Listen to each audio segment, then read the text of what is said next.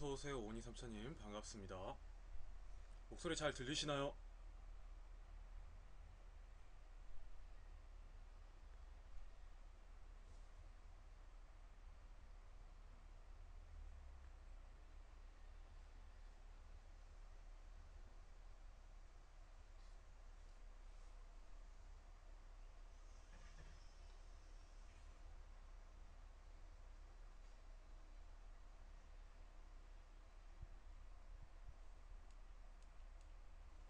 네, 하나 둘.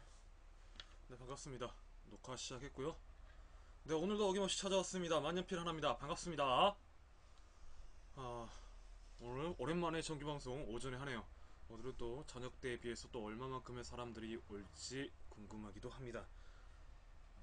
9시 됐으니까 저는 또 제 일정대로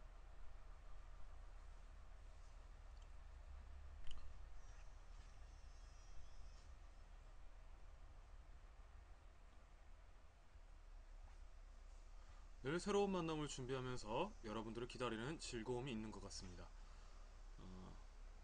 잠시만요. 방송 홍보하고.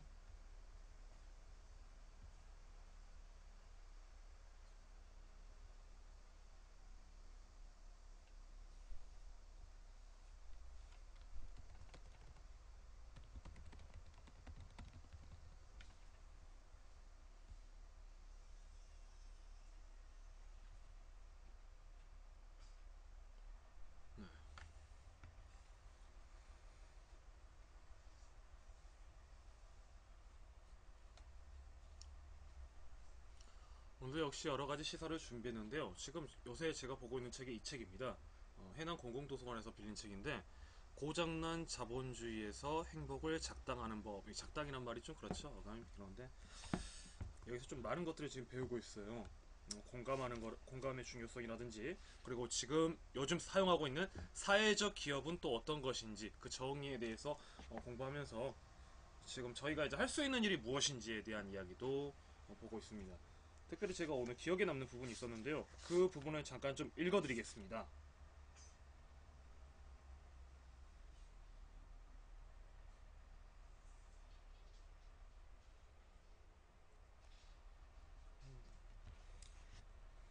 잠깐 좀 읽어보면요.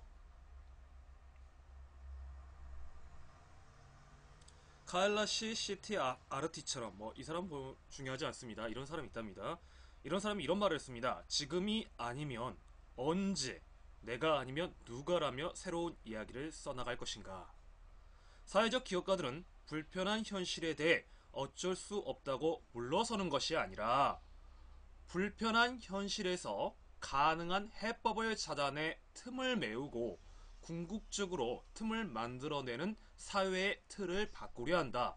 사회적 기업가의 가장 큰 특징은 큰 것을 생각하고 작은 것을 실천한다는 점이다. 그들이 문제 해결을 위해 전력 투구하는 사안들은 사회 문제의 극히 작은 부분인 경우가 대부분이다. 하지만 그들은 작은 문제의 혁신에 만족하지 않는다. 작은 해법을 통해 큰 틀의 변화를 추구한다. 작은 혁신의 이야기가 모여야 더 큰 이야기가 만들어진다. 시인 김수영이 말했던 작은 반란들, 그 작지만 새로운 이야기들이 더 나은 세상의 거대한 뿌리임을 통찰하는 것이다. 사회적 기업가는 아무나 될 수 없지만 누구나 될 수는 있다. 그러나 누구나 카일라시 시티 아르티처럼 실천할 수는 없다. 그래서 아무나 사회적 기업가가 될 수 있는 것은 아니다. 하지만 누구나 카일라시 사티 아르티처럼 살아갈 수는 있다. 현실은 복잡하고 삶의 양상은 다양하다. 뭐 이런 거죠. 뭐 이런 내용입니다. 좀 읽기에는 맨 마지막 이겁니다. 행동 없는 수사, 실천 없는 말들만 난무하는 세상이 텅 빈 말들의 무덤이 되어버렸다는 개탄도 나온다. 보수와 진보, 민주주의와 독재, 저항과 시민조차 빈말이 될 위기라는 이야기다. 공간과 연대를 확장하고 각자 도생의 신화를 깨트리는 것이야말로 지금 여기서 우리에게 요구되는 사회적 혁신일 터이다.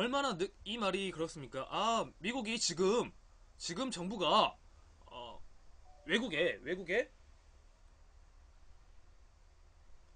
외국에 우리의 세금을 낭비하고 있다. 이런 식으로 충동질하면 당연히 사람들은 정확한 사실을 확인하기보다는 정서적으로 자극적인 이 말에 현혹되기 쉽다라는 것이죠. 트럼프는 바로 그러한 것을 정치 선동에 이용하고 있다.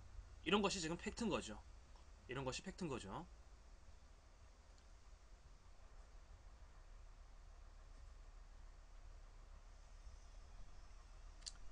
다음에 신자유주의에 대한 이제 경향신문이죠. 경향신문의 칼럼입니다.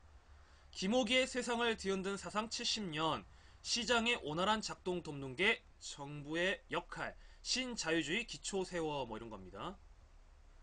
이건 이제 인문학적 이야기니까요. 한번 또 읽어보면서 맥락을 파악해 보도록 하겠습니다. 프리드리히 하이에크의 법, 입법 그리고 자유. 지난 20세기는 제2차 세계대전을 분수령으로 전반기와 후반기가 확연하게 구분된다. 전반기가 두 세계대전들로 특정 지어진다면 후반기는 두 체제의 대결로 나타났다. 두 체제는 자본주의 대 사회주의였다. 자본주의 안에서는 두 이념인 사회민주주의와 신자유주의의 경쟁이 두드러졌다. 전후 서구 사회를 먼저 주도한 것은 사회민주주의였다. 사회민주주의는 진보적 과학자들이 영광의 30년이라고 부른 케인스주의적 복지국가로 구체화됐다. 하지만 복지국가는 1970년대에 들어와 위기에 빠졌고 신자유주의가 이를 대신했다. 영국 대처리즘과 미국 레이거노믹스는 신자유주의 시대의 개막을 알렸다. 바로 이 신자유주의의 이론적 정책적 기초를 제공한 이들이 오스트리아 태생의 영국 경제학자 프리드리히 하이에크와 미국 경제학자 밀턴 프리드먼이었다. 전후 경제사상에 미친 영향에서 하이에크는 존 메이더드 케인스, 조지프 슌페터와 어깨를 나란히 한 경제학자로 꼽혀왔다. 그의 학문적 활동은 20세기 전 기간에 걸쳐 진행됐다. 전반기는 오스카 란게와 사회주의 계획경제에 대해 케인스와 공황 원인에 대해 논쟁을 벌인 후 사회주의를 비판한 노예의 길을 발표했으며 후반기에는 신자유주의의 이론적 기초를 제공한 자유헌정론, 법, 입법, 그리고 자유 등을 출간했다. 법, 입법, 그리고 자유는 경제이론에 기초한 정치 철학자로서의 자신의 사상을 유감없이 보여준 하이에크의 대표작이다.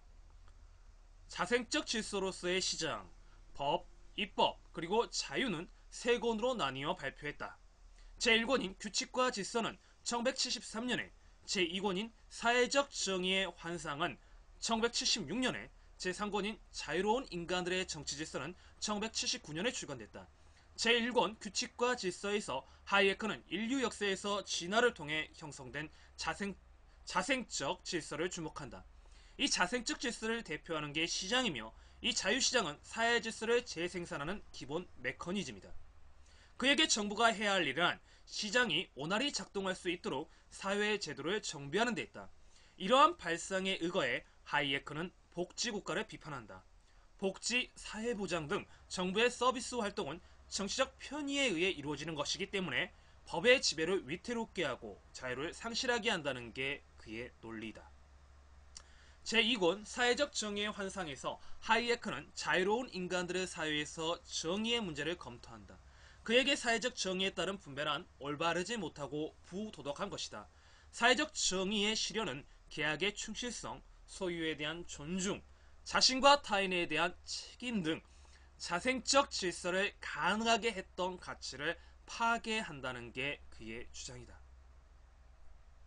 제3권 자유로운 인간들의 정치 질서에서 하이에크는 현대 민주주의의 현실을 진단하고 해법을 모색한다. 그에 따르면 현대 민주주의는 법치주의의 쇠퇴, 권력 분립의 훼손, 다수 지배 왜곡 등으로 인해 위기에 처해 있다. 이러한 위기에 대해선 정부의 자의적 행위를 제한할 수 있는 제도적 장치, 즉 권력 분립에 입각한 제한 정부가 무엇보다 요구된다는 게 그의 대안이다. 요컨대 하이에크 경제 사상은 두 견해로 압축된다. 첫째, 자유시장이 사회의 질서를 부여하는 기본 메커니즘이 되어야 한다.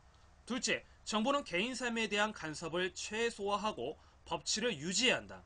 이러한 논리가 1980년대 이후 지구적으로 풍미한 신자유주의의 경제, 정치, 철학적 기초를 제공했음은 두말할 필요가 없다.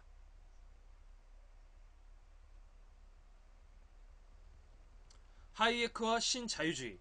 하이에크 경제사상에 대한 토론은 지식사회뿐만 아니라 정치 시민사회에서도 광범위하게 이루어졌다. 자유시장을 옹호하는 신자유주의자들은 하이에크를 정부 개입을 주장하는 케인스의 맞수로 내세웠다. 케인스 대 하이에크는 20세기 후반의 경제와 정치를 이해할 수 있는 유용한 분석틀이었다. 20세기 후반 자본주의 역사에서 하이에크 사상을 선명한 정책 노선으로 구체한 것이 영국의 대처리즘이었다. 대처 정부는 규제 완화, 세금 감면, 사회보장기금 삭감 등의 정책을 통해 시장의 국가 개입을 최소화하는 전형적인 신자유주의 정책을 추진했다. 대처리즘은 퍼스트 포디즘이라 불린 유연화 전략과 결합해 침체된 경제를 회복시키는 성과를 가져왔지만 소득 분배를 악화시키고 고용 불안 및 실업을 증대시켜 정당성의 위기를 자초했다. 주목할 것은 대처리즘 이후의 정치 사회 변동이었다. 1990년대 중반 이후 대처리즘을 대신해 영국의 블레어 정부, 독일의 슈레더 정부 등의 제3의 길이 등장했다. 사회민주주의의 갱신을 내건 이 제3의 길의 성격을 놓고 새로운 논쟁이 전개됐다. 신자유주의를 극복하려 했음에도 제3의 길은 사회학자 올리 백이 명명했듯 사회민주주의와 신자유주의를 절충한 신자유주의 좌파로서의 성격을 갖고 있었다. 신자유주의가 결정적 위기를 맞이한 것은 2008년 미국발 금융위기를 통해서였다. 금융위기 이후 하이에크의 신자유주의가 더 이상 유일무이한 발전 전략이 아니라는 데는 사회적 합의가 이루어지고 있지만 정부와 시장의 관계를 어떻게 설정할 것인지는 암중모색의 과정에 놓여 있다. 지난 한 시대를 지배한 신자유주의를 제대로 이해하기 위해서라도 하이에크의 법, 입법, 그리고 자유는 여전히 읽어볼 만한 가치가 있다. 한국어판 저작은 법, 입법, 그리고 자유, 상고는 각각 다른 학자에 의해 우리말로 옮겨졌다. 제1권 규칙과 질서는 법학자인 양승두 연세대 명예교수와 정수는 몽골 후레대 총장에 의해, 제2권 사회적 정의의 환상은 경제학자 민경국 강원대 명예교수에 의해, 제3권 자유로운 인간들의 정치질서는 정치학자 서병훈 숭실대 교수에 의해 번역됐다. 제1권 우리말 제목은 신자유주의와 법, 제3권의 우리말 부제는 자유사회의 정치질서로 옮겨졌다. 한국의 신자유주의 YS 정부 후반기의 첫 도입, MB 때는 토공과 결합. 하이에크 신자유주의의 핵심 명제는 가장 나쁜 것은 제한받지 않는 정부라는 주장이다. 이런 정부 역할의 축소에 더해 감세, 규제 완화, 민영화, 노동시장 유연화, 국내 시장 개방 등은 신자유주의를 상징하는 정책들이다. 이러한 신자유주의는 정부가 경제발전을 선도한 발전국가의 대표 사례로 꼽혀온 우리나라에선 대체로 낯선 것이다.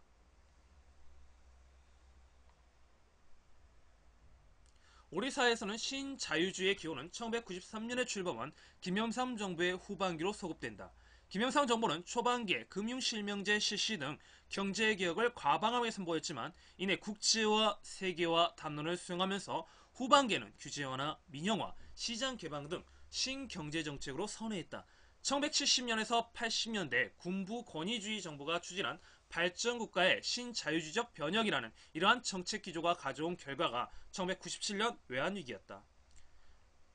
신자유주의에 대한 김대중 정부의 전략은 이중적이었다. 국제통화기금의 IMF 공고에 따라 1년의 구조조정을 단행하는 등 경제 영역에서 신자유주의 정책을 추진한 동시에 국민기초생활보장법, 재정 등 사회적 약자들을 보호하려는 복지국가의 기틀을 마련했다. 이러한 정책적 기조는 노무현 정부에 의해 계승됐다. 신자유주의 정책의 드라이브를 건 것은 이명박 정부였다. 이명박 정부는 감세에서 규제 완화에 이르는 신자유주의 정책을 강력하게 추진했다. 주목할 것은 이명박 정부의 신자유주의가 대처리즘과 같은 서구의 전형적인 신자유주의는 아니라는 점이었다.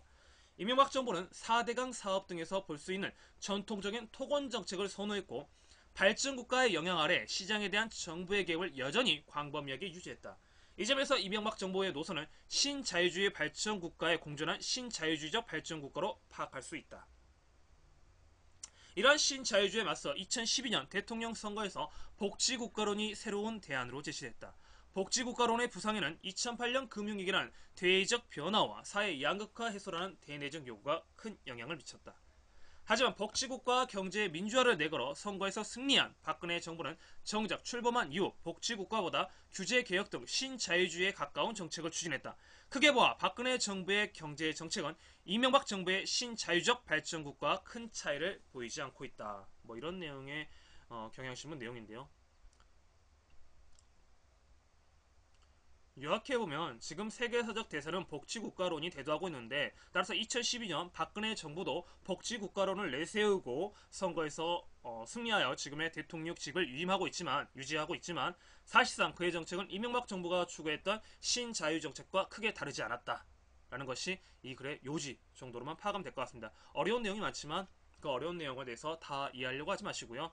그 팩트만 간단하게 요약된 것만 우리가 기억하면 될 것 같습니다. 그리고 이제 딴지일보인데요. 딴지일보는 가끔 재미있어서 좀 보는데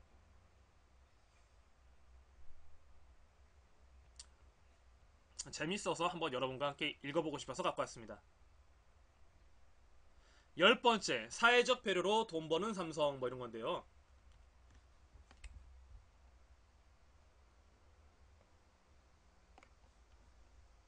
좀 우리 속을 시원하게 해주죠. 딴지일보는. 그런 상태이기 때문에 그런데요. 10번째, 사회적 배려로 돈 버는 2013년 1월 이재용 삼성 부회장 아들이 사회적 배려자로 사립 영웅국제중학교에 입학한 사실이 알려져 논란이 일었던 적이 있다. 하지만 삼성은 그뿐 아니라 다양한 사회적 배려를 받아왔다. 봐주기 의혹도 그런 것 중에 하나다. 2013년 9월 고용부는 삼성 계열사인 삼성전자 서비스 불법 파견 수사 결과를 발표했다. 시간의 수당 등 1억 4,600만원 임금 미지급은 적발했지만 불법 파견은 전혀 없었다고 했다. 과연 삼성은 불법 파견, 즉 자기 직원처럼 부리면서 근로계약은 하청으로 한 적이 없을까? 만약 삼성이 불법 파견을 했었다면 삼성은 고용부의 이 발표로 어느 정도의 이익을 얻을 것일까? 삼성전자 서비스는 홈페이지를 통해 하청회사 직원의 모집 공고를 올려 채용하고 훈련시켰으며 채용을 지휘 감독했다. 삼성전자 서비스 경영관리 매뉴얼에 따르면 하청이 채용 등록하고 심사 의뢰하면 원청은 체크하고 승인하는 채용 심사권을 가진다. 또한 원청이 고객 응대 등에 대해 교육을 시킨다. 만약 고객이 삼성 직원이냐 물으면 그렇다라고 답하라고 교육시키고 금일 400건 돌파를 위해 죽을 힘을 다해봅시다 등의 업무 지시도 문자를 통해 원청이 직접 한다. 게다가 하청업체에게 징계 표준화까지 내려보낸다. 이처럼 말만 하청이지 자기 직원처럼 부려먹은 것으로 보이는 하청 노동자 수가 약 1만 명에 달한다. 2013년, 그러니까 예전 기사죠. 이들은 직접 고용하지 않고 하청으로 만든 탓에 삼성 측은 연간 최소 2천억 원 이상의 이익을 본 것으로 추정된다. 이 때문에 고용부가 시간 외 수당 미지급 등 1억 4천 원을 적발한 것이 아니라 2천억 이상의 사회적 배려를 해준 게 아니냐는 의혹이 있는 것이다. 얼마 전 이렇게 하청으로 일한 삼성전자 서비스 기사님이 추락사했다. 그분의 초등학교 따님의 일기가 공개되어 많은 사람들이 가슴에 올렸다. 삼성이 사회적 배려로 돈을 버는 동안 삼성에서 일하는 누군가는 위험에 내몰리고 목숨까지 위험받고 있다. 녹색 기업으로 돈 벌기. 2015년 국정감사에서도 밝혔듯이 당시까지도 지정된 186개의 녹색 기업 중 96%가 대기업이다. 당연한 이야기지만 대기업만 유독 녹색 기업일 리는 없다.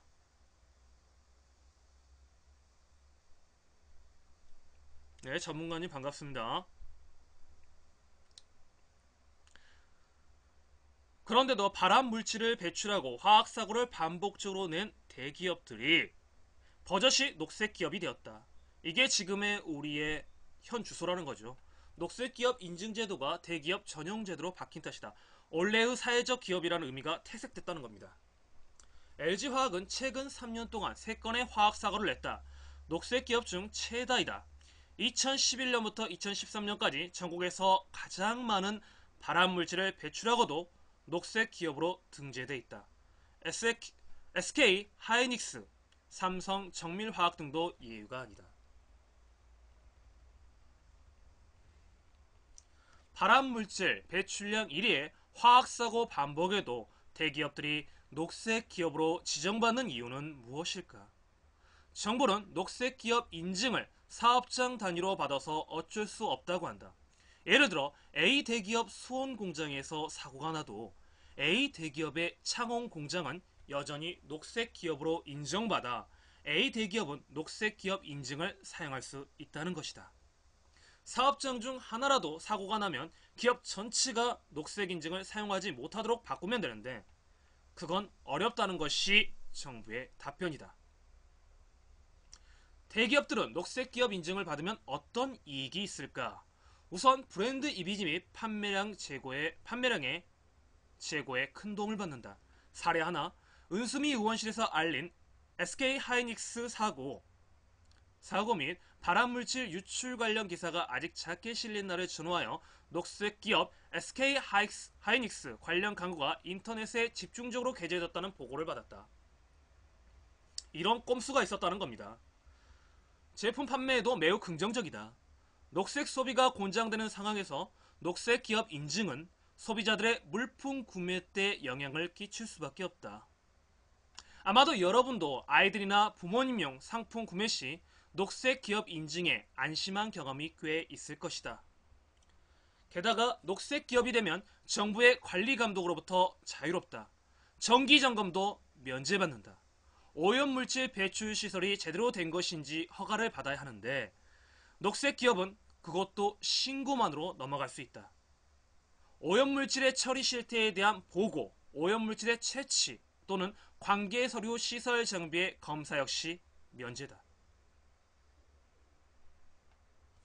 때문에 이 제도를 악용한다면 녹색 기업 인증이 거꾸로 환경 파괴 허가권으로 돌변할 수 있는데 문제는 실제로 악용을 한다는 점이다.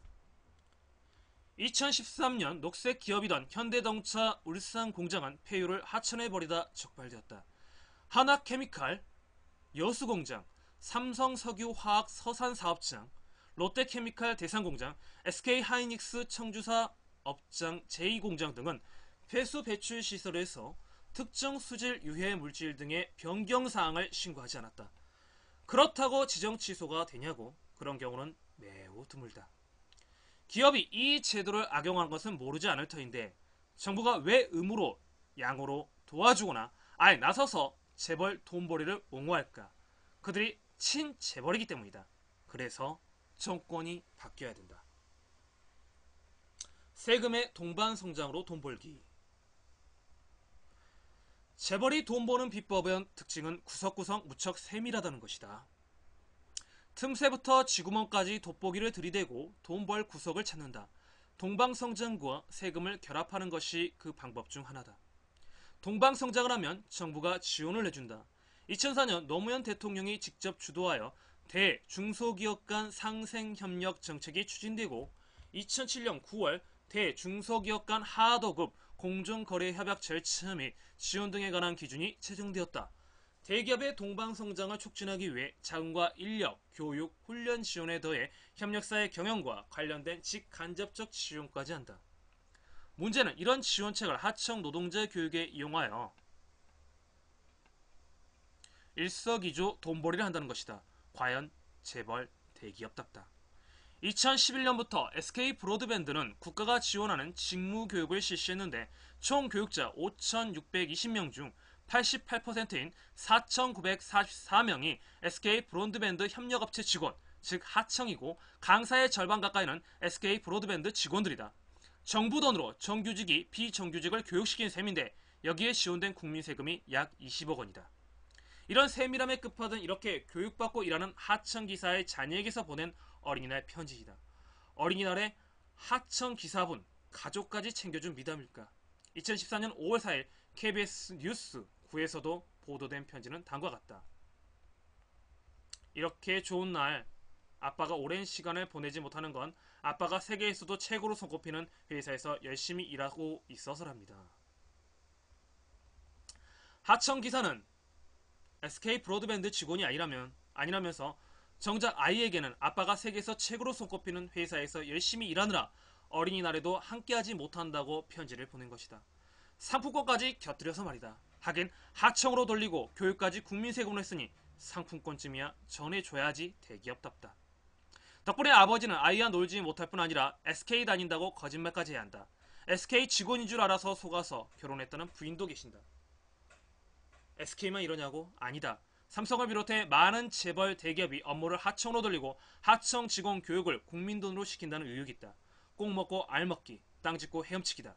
더군다나 이것은 법원에서 불법 파견의 근거로 삼는 행위이기도 하다. 이런 꼼수를 우리는 또 읽었고요. 가슴이 답답하죠. 친기업 정책의 꼼수가 바로 여기 있었다. 사회적 기업의 그러니까 허울, 정말 본질적인 국민을 위한 그리고 공동체를 위한 사회적 기업이 아닌 기업을 위한 그리고 기업의 이미지를 씌우기 위한 사회적 기업 시책이었다 라고는 평가할 수가 있겠죠. 계속해서 아시아경제 더봉구 청소년 위한 협동조합 우수사례 현장 탐방 이런 기사입니다. 10일부터 10일 중고등학생 대상 협동조합 우수사례 현장 탐방 한양대 학생들이 운영하는 하이쿱 협동조합 10시 1밥 키다리 은행 탐방 보겠습니다. 도봉구는 중고등학생을 대상으로 10일부터 12일까지 총 3회에 걸쳐 청소년을 위한 협동조합 우수사례 현장 탐방을 진행한다. 이번 탐방은 2016년 서울시 사회적 경제 활성화 공모 사업에 선정된 청소년을 위한 협동조합 교육 활성화 사업 일환으로 미래의 주역인 청소년들에게 협동과 사회적 경제의 의미 및 가치를 이해시키고 다양한 진로 탐색의 기회를 제공하기 위한 사업이다. 회당 약 40여 명의 청소년이 참여 한양대학교 학생들이 주체가 돼 운영하는 협동조합 하이쿱 협동조합과 비영리단체 10시 1밥 키다리 은행을 방문하는 일정으로 진행된다. 오전에는 한양대학교 학생들이 청소년들 멘토가 돼 대학생활을 소개하고 진로 탐색을 해보는 모둠 활동을 갖는다. 대학생과의 생생한 교감을 통해 청소년들에게 진로에 대한 긍정적인 동기부여를 제공하는 시간이 될 것으로 보인다. 오후에는 본격적인 협동조합 탐방 활동이 이루어진다. 각 단체 소속의 대표 2명이 진행자로 나서 단체별 활동을 운영한다. 하이쿱 협동조합의 협동조합 만들어보기, 10시 1밥의 소셜 벤처의 역할, 키다리 은행의 협동조합 배당금 총회 등의 체험학습이 진행된다. 이동진 구청장은 이번 탐방 프로그램은 청소년들의 대학생들의 자유와 열정을 느낄 수 있는 생생한 사회적 경제의 현장을 찾아가 사회적 가치의 의미를 되새기는 동시에 앞으로의 진로 선택에 다양하고 기회의 폭을 넓혀주는 계기가 될 것이라고 전했다. 도봉구는 청소년들을 위해 다양한 협동조합 프로그램을 운영하고 있다. 상반기에는 지역 내 4개 학교, 26개 학급 대상으로 학교로 찾아가는 협동조합 상상교육을 진행했다. 이에 앞서 지난 6월에는 충청북도 제1호 협동조합인 오락산 공이동마을을 방문해 생태 텃밭을 체험하고 협동조합을 이해하는 시간을 가졌다. 저는 이 정책 굉장히 좋다고 생각합니다. 그러니까 쉽게 말하면 우리가 물론 교육이 취업에만 국한되어 한다는 것은 조금 문제가 있죠. 하지만 지금 청년들이 어떻습니까? 어딘가에 취업을 해야 된다라고만 생각하지 않겠습니까? 그런데 자발적 경제 활동을 하기 위한 협동조합을 구성하는 것, 그리고 이것을 교육적 재료로 삼는다는 것, 이건 참 괜찮은 것 같아요. 정말 좋은 정책인 것 같고 다른 지역 자치단체에서도 이러한 것들을 배우고 함께 할 수 있는 방안을 모색해보는 것도 좋을 것 같습니다.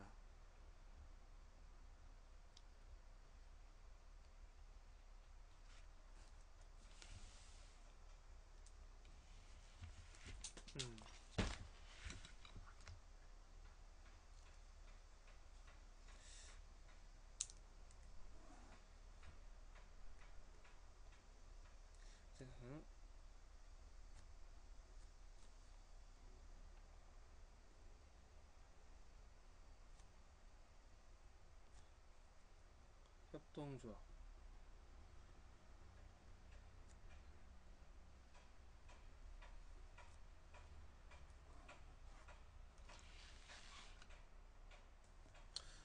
자, 바다를 살리자 우리 청년들이 모였답니다. 연합뉴스 기사인데요. 사진 한번 보시죠. 한 아세안 센터는 5일 태국 방콕, 이름이 좀 어렵네요. 줄라콩콘대학교에서 2016 그러니까 한국 아세안 청년 네트워크 워크숍 개막식을 열었다.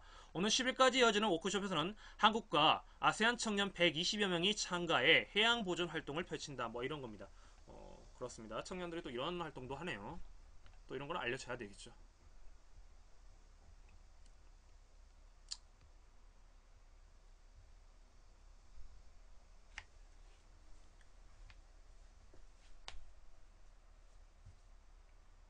네.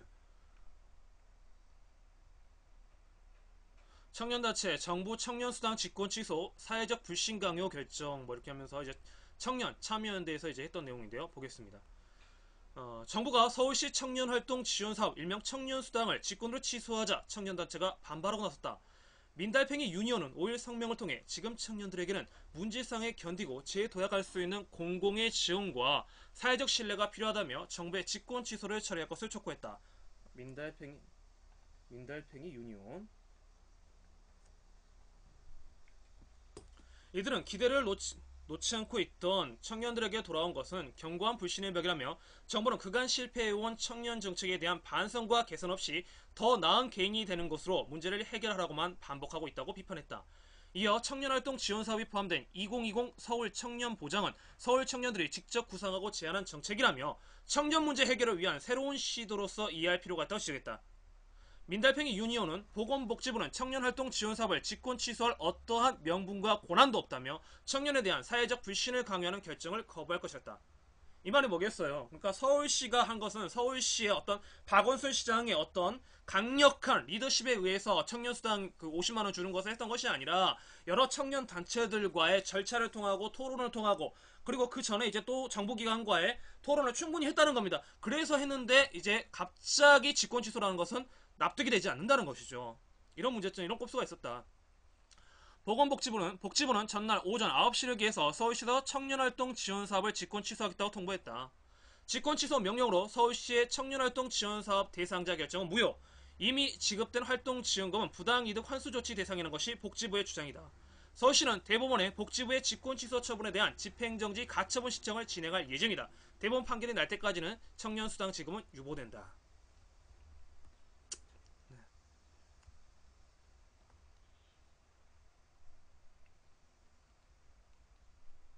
하지만 이제 서울시에서 발표했던 게 이미 지급한 학생들은 걱정하지 말고 돈을 써도 된다.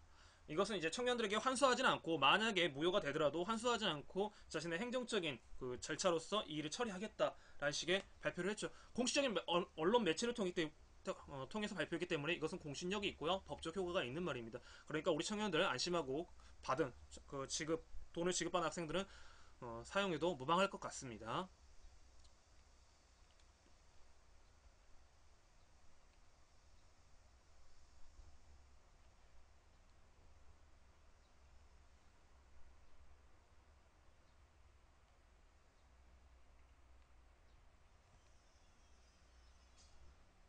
또 세월호냐 할 수 있겠지만 여전히 세월호 문제는 해결되지 않고 있죠. 그렇기 때문에 우리는 지속적으로 이 뿌리를 가지고 가야 할 것입니다.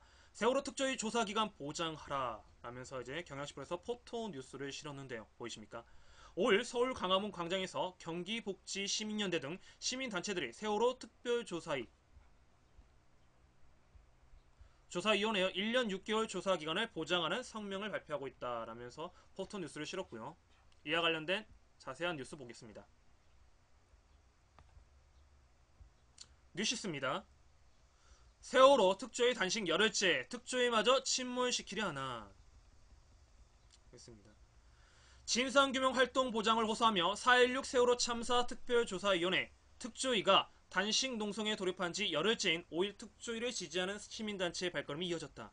서울복지시민연대는 이날 오전 서울 종로구 광화문 광장 특조위 단식 농성장을 찾아 정부는 특조위마저 침몰시키려 하느냐고 주장했다. 단체는 특조위 활동은 이제 막 정상 궤도에 오르려던 참이다.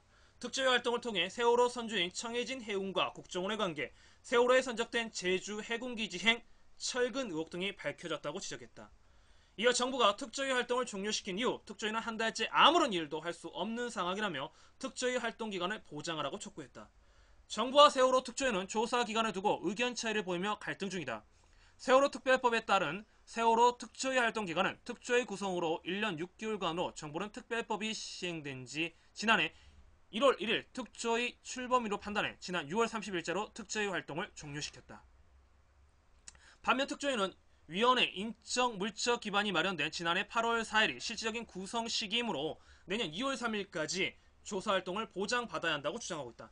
그러니까 연장이 아니라 보장이라는 말이죠. 그러니까 정부의 계산법이 잘못되었다라고 말하고 있는 겁니다. 특조위는 조사기간 보장을 요구하며 지난달 27일 단식 농성에 돌입했다. 이석태 위원장에 이어 현재 권영빈 진상규명소위원장이 3일째 농성 중이다. 오는 6일부터 박종훈 안전사의 소위원장이 단식을 이어갈 예정이다.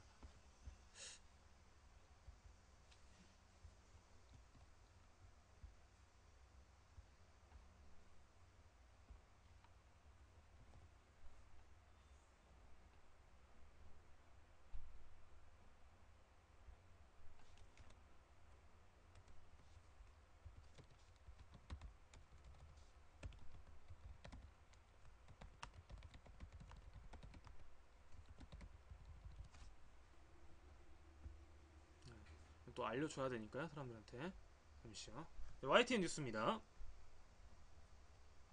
사드 보복 달라이라마 효과 현실화 우려 뭐 이런 기사인데 한번 보도록 하겠습니다. 어떤 내용이죠? 사드 이야기입니다.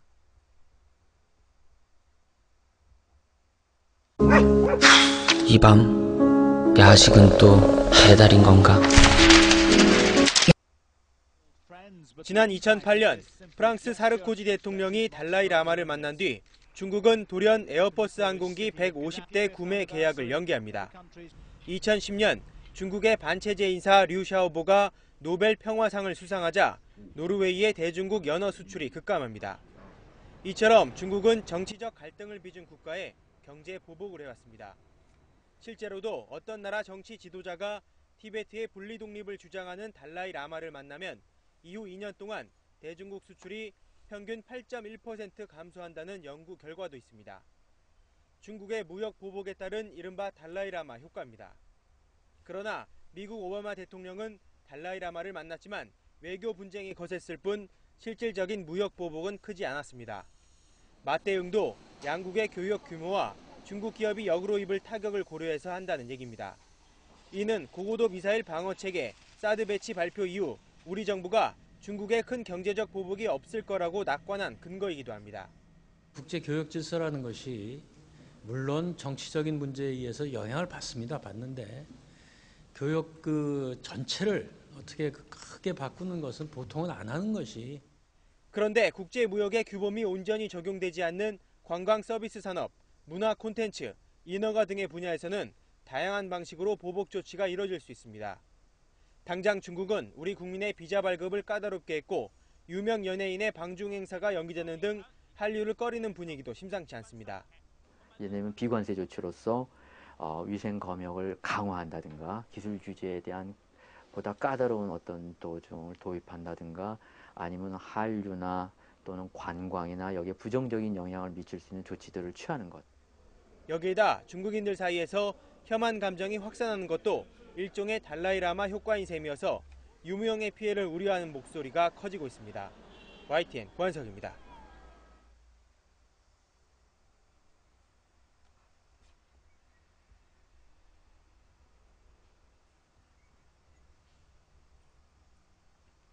네, 그것과 연관돼서 이거죠. 사드에 오는 한국 증시에서 한류스타 드라마 하차 일정 취소, 엔터주 폭락 이런 겁니다. 한류를 이끄는 엔터테인먼트 관련 주에 암문이 짙게 드리워졌다. 중국 정부가 사드 한반도 배치 결정에 대한 반발로 한류스타와 콘텐츠 규제에 나서고 있다는 소식이 엔터주에 대한 투자 심리가 급격히 위축되고 있다. 52주 신저가를 다시 쓰는 엔터주도 수두룩하다.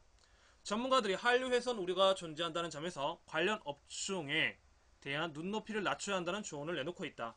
당분간 사드 배치 문제를 둘러싼 중국의 움직임에 예의주시하면서 상황을 지켜볼 필요가 있다는 조언도 나온다. 6일 금융투자업계에 따르면 이달 들어 엔터주는 급격한 하락세를 보인다. 엔터주의 대장격인 SN과 YG 엔터테인먼트의 주가는 지난달 말부터 이달 5일까지 각각 9.19%, 15.35%를 냈다.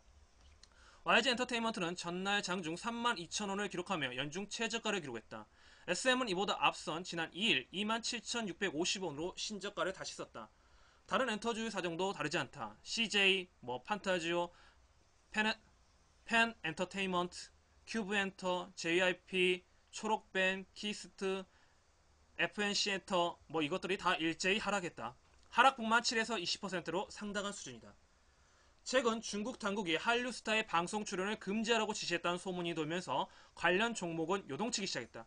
실제 일부 한류 스타의 중국 내 활동이 제약되는 상황이 나타나면서 투자 심리는 급격히 얼어붙었다. 공산당 기관지인 인민일보 자매진 황구15 인터넷팟은 지난 4일 사설에서 사드로 인한 한중 관계의 경색은 한국 연예 산업의 침체를 촉발할 것이라며 중국 내 한류 스타의 활동 제약에 대해 한국이 책임을 져야 한다고 주장했다. 현재 중국에서 후난이성 TV의 28부작 드라마를 촬영 중인 배우 유인나가 마무리 촬영을 앞두고 드라마에서 하차할 가능성이 커지고 있다. 중국에서 활동 중인 그룹 스누퍼, 걸그룹 왓츠업 등 일부 아이돌 가수들의 일정이 취소되기도 했다. 김병현 NH투자증권 연구원은 한류 훼손 우려가 존재한다는 점에서 콘텐츠 관련 업종에 대한 불안은 지속될 것이라며 실적 불확실성이 높다는 점에서 눈높이를 낮춰야 한다고 말했다. 과다한 우려에 앞서 당분간 중국의 스탠스 변화에 주시할 필요가 있다는 조언도 나온다. 정하늘 이베스트 투자증권 연구원은 사드 배치에 따른 중국 내 여론이 한류에 부정적으로 변화할 수 있다는 데 동의한다며 중국의 스탠스 변화에 대한 이해가 필요하지만 과다한 우려는 진짜 현실을 덮어버리고 있어 주의가 필요하다고 말했다. 이렇게 신중한 입장에 대해서 이야기를 하고 있습니다. 그러니까 결과적으로 말해서 중국의 목리죠. 중국의 목리가 시작되었고 이것이 마치 라마이 효과 같다라는 식으로 우리는 또 이해를 하면 될 것 같습니다. 그 다음에 마지막 오늘 시사입니다. 마지막 시사입니다. 혹시 폭스바겐 피해구제 법제 수준에 따라 국내 소비자 피해 고스란히 이겁니다. 각계 소비자 집단소송제 징벌적 손배제 대책 요구 정부는 외면하고 있다. 그러니까 일방적으로 발표만 하고 끝내버린다는 거죠. 지금 이게 우리의 정부다. 혹시나 폭스바겐 같은 글로벌 기업들이 해외 소비자들에 대한 피해 보상을 그 나라 소비자법 정비 정도에 따라 대응 수위를 달리하고 있다. 이 때문에 소비자 피해 구제 법제가 허술한 국내 소비자들이 피해를 고스란히 당하고 있다. 참다 못한 소비자들이 직접 집단소송에 나서는가 하면 각계에서 집단소송제 같은 현실적 대책 마련을 요구하고 있으나 정부는 이마저 외면하고 있다. 그러니까 자기들이 발표하면 끝나버리겠다는 거죠. 폭스바겐 미 소비자 18조 원 배상, 한국 소비자는 한 푼도 없다. 폭스바겐은 디젤 자동차 배출가스 조작과 관련해 미국 소비자인 18조 원을 배상하기로 했다. 1인당 5,100에서 10,000달러를 지급한다.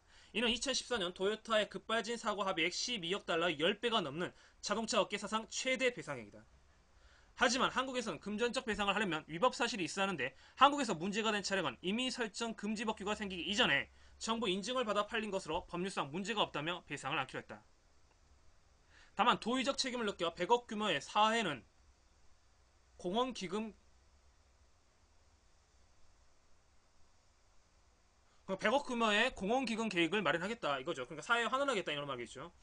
폭스바겐은 미국의 47만 5천 명보다 압도적으로 많은 850만 명이 보상을 요구하고 있는 유럽에서도 취약한 법규를 내세워 이를 거부하고 있다. 이유도 소비자단체와 함께 대책 마련에 나섰다. 허술한 소비자 보호와 배상 법체계에서 그 나라 소비자들이 고스란히 피해를 당하는 셈이다. 허술한 국내 소비자 보호 체계, 글로벌 기업 법제에 따라 대응 달리해 소비자 피해 관련 법 전문가들은 현재와 같은 미비한 소비자 구제 제도가 개선되지 않는다면 제2의, 제3의 폭스바겐 옥시 사태가 언제든 또다시 일어날 수 있다는 입장이다. 우리 소비자 피해 법제가 얼마나 정비되어 있느냐는 중요하다며 소비자 피해 구제를 위한 법률 제정에 박차를 가해야 한다고 강조한다. 글로벌 기업들이 우리 소비자 피해자 구제법이 얼마만큼 허술한지 잘 알고 이에 대응하기 때문이다. 한국 소비자 법학회장인 부산대 법학전문대학원의 서희석 교수는 글로벌 기업의 해외 소비자들에 대한 권리구제는 그 나라의 소비자 법체의 정비도에 따라 대응이 달라진다고 밝혔다. 폭스바겐이 미국에서 48만 대를 팔아 배상금을 18조 원을 물고 한국에서는 20만 9천 대를 파는 뒤 178억 원의 터무니없이 낮은 과징금을 물은 것도 문제지만 소비자들이 피해를 제대로 배상받지 못하는 것이 더 큰 문제다.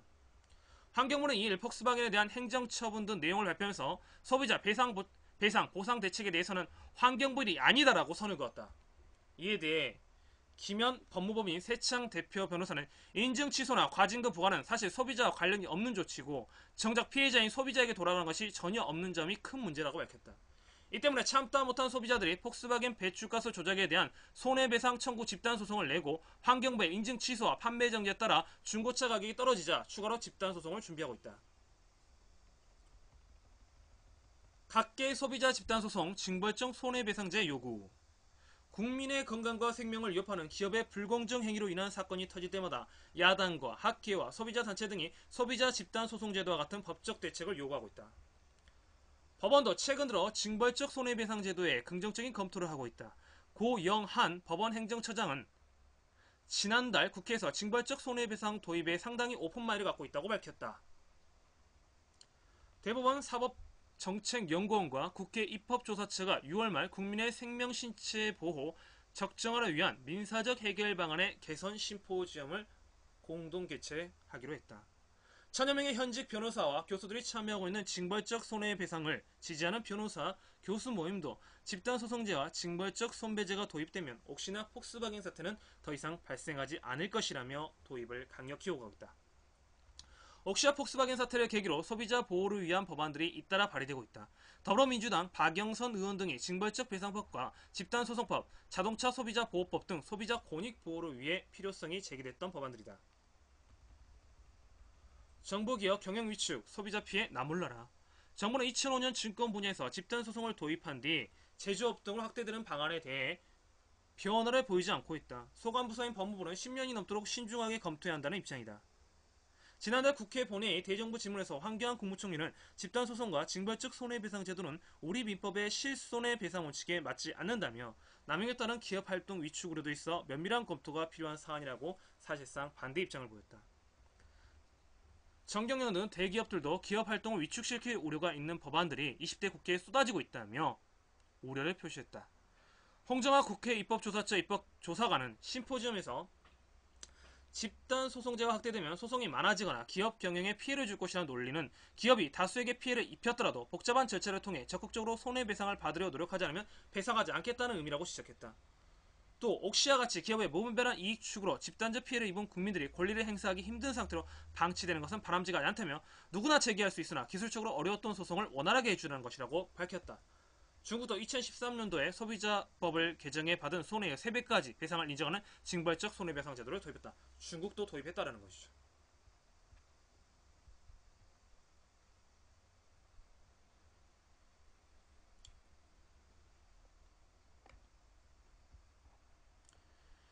네.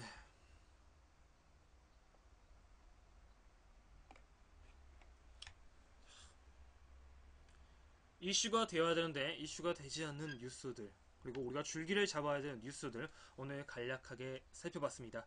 어떻습니까? 좀 답답하시죠? 각자 도생의 시기라고 하죠. 각자 살아야 된다. 각자 해야 될 일이 너무나 많다. 우리가 사드도 알아야 되죠. 사드 무기가 무엇인지도 알아야 되죠. 또 나름대로 뭔가 기업에 의해서 피해를 보면 그 소송 제도도 알아야 되죠. 하루하루 살기가 이렇게 고달프고 힘듭니다. 그러나 우리에겐 대안은 있다. 지금 어떻게 보면 지금까지 있었던 자본, 강력한 거대한 자본을 가지고 있어서 운영되고 있던 사회가 세계사적 흐름에 보면 조금씩 변하고 있다. 그것이 바로 협동조합이고 사회적 기업인데, 특히 사회적 기업에 있어서 이런 의미는 알고 있지만 잘 알려지지 않고 교육되지 않다 보니까 정부와, 그러니까 친기업, 기업 성향을 가진 정부와 그리고 기업들 간의 꼼수가 있었다 라는 것이 오늘 뉴스의 핵심이지 않을까 싶습니다. 좀 생각할 거리가 많죠. 잠깐 쉬었다가요 다시 2부 방송 이어서 하도록 하겠습니다. 잠깐 쉬겠습니다.